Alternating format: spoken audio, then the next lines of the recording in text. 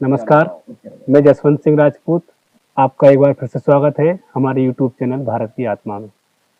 हम हैं पश्चिम बंगाल, कलकत्ता में हावड़ा और बर्धमान के बीच में एक स्टेशन है मेमारी।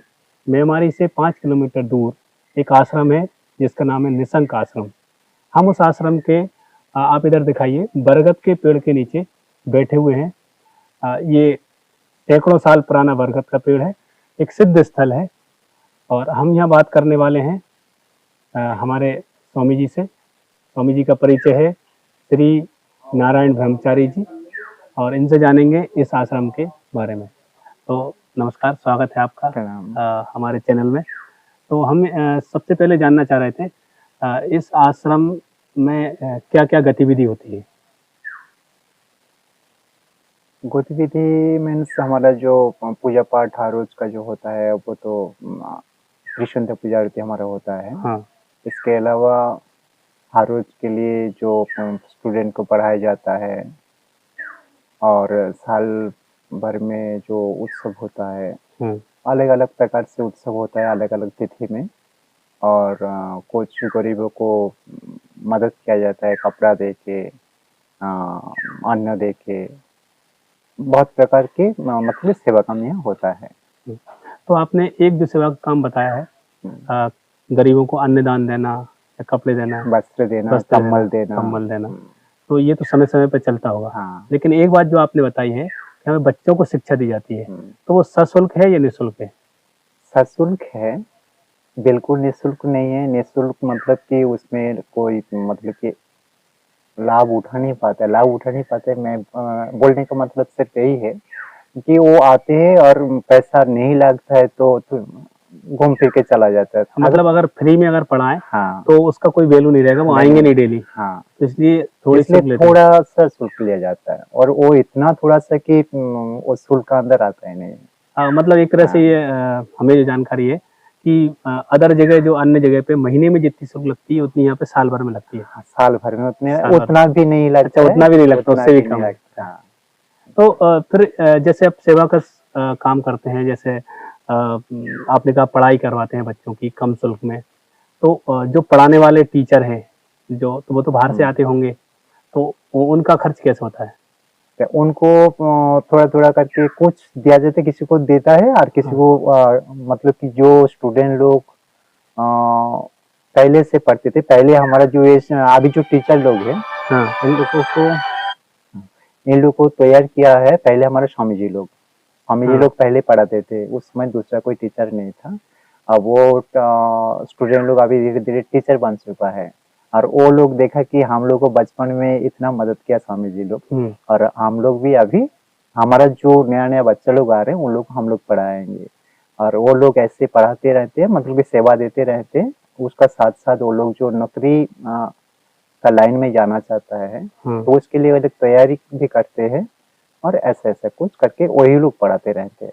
मतलब जो पहले यहाँ स्टूडेंट रहे हैं, हाँ, वो आज इन नए स्टूडेंट्स को पढ़ाते हैं। नए स्टूडेंट को पढ़ा रहे हैं और जो लोग टीचर लोग अभी पढ़ा रहे हैं, जिनको नौकरी मिल जाता है वो लोग तो बाहर चले जाते हैं। हर साल यहाँ से जो अच्छे-अच्छे स्टूडेंट निकलते हैं वो लोग फिर पढ़ना शुरू करते हैं, कंटिन्यू रिवाइज होते रहते हैं। हाँ, मतलब एक पीढ़ी दर पीढ़ी ये काम चलता रहता है। जो कभी यहाँ अभी आज स्टूडेंट है वो आने वाले समय में वो भी यहाँ निःशुल्क टीचर बनेगा। तो इसमें मतलब उनको भी एक सेवा का मौका मिलता है। मतलब उनने जो निःशुल्क पढ़ा है एक तरह से, तो उसको पढ़ाने का मौका उनको मिलता है। वो स्वयं अपनी खुशी से ही करता है, खुशी से करते हैं। तो जैसे बच्चों का है तो क्या टाइमिंग रहती है लगभग आने जाने की?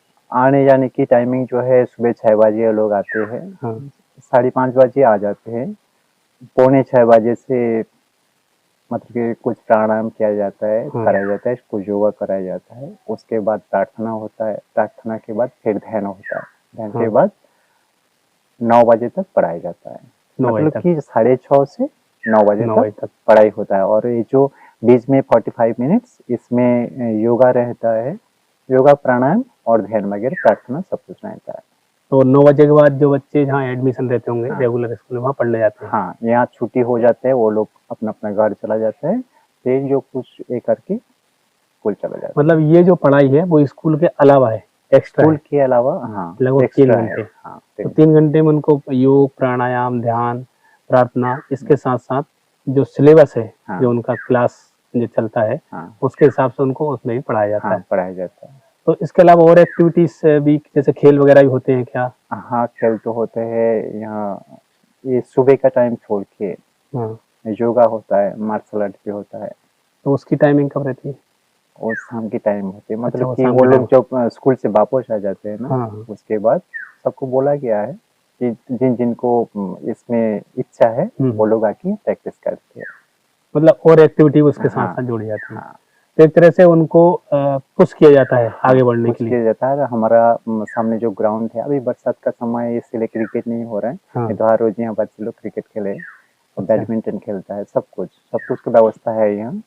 तो बरसात के लिए अभी अच्छा, बारिश में अभी हाँ, प्लेग्राउंड उपलब्ध नहीं है। हाँ, मतलब बारिश की वजह से बारिश की उसको वजह नहीं से कर रुका सकते। हुआ। हाँ, बाकी अन्य पूरे साल भर साल बारिश छोड़ भर ये करके सब चलते रहते खेल वगैरह पूरे चलते रहते हाँ। हैं। क्रिकेट, बैडमिंटन, बैडमिंटन, कबड्डी, हाँ, अन्य खेल। अन्य, मतलब मानसिक रूप से उनको तैयार करना है, हाँ, शारीरिक रूप से तैयार करना है, हाँ, मतलब शरीर मजबूत बने, और अब ध्यान, प्राणायाम, योग के माध्यम से आध्यात्मिक रूप से उन्हें तैयार किया करना जाए। है, हाँ, ताकि वो अपने जीवन में कुछ बड़ा हासिल। जैसे हम भी यहाँ आए हैं, तो भोजन बहुत अच्छा, भोजन की व्यवस्था है। कुछ अतिथियों को रुकने के लिए भी पर्याप्त स्पेस है, और पूरा प्राकृतिक वातावरण है।